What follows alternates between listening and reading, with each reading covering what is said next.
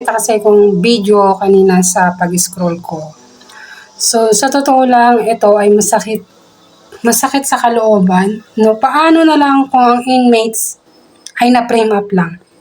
O yung isang tao na ina-frame up lang. So, napakasakit nakita yung pag-welcome nila. So, eto guys, panoodin nyo yung small clips na yan. So, ayan guys, yung ginagamit na pangpalo ay hindi kagaya sa ginagamit sa mga fraternity ba. So, gaano kasakit yan at unat braso pa niya na yahampas. So guys, eto nga ayan, talagang hindi niya nakinaya, bumagsak yung katawan niya. So ganito pala sila itrato ng mga tao bago sila makapasok sa loob.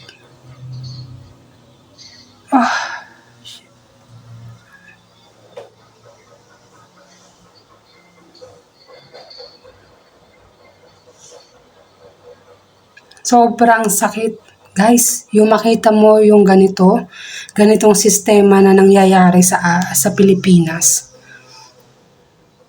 Kasi alam nyo, minsan kasi mayroong mga punto na napapanood mo kahit hindi sila yung gumawa ng kasalanan. Pero kapag diniin sila na mismo yung kukuhanin o huhulihin. So, eto guys sample lang to at napanood ko lang to kanina. Sobrang sakit kung ikaw yung nasa sitwasyon niya. Paulit-ulit ko siyang pinanood. So, parang naramdaman ko yung kirot, yung hiyaw.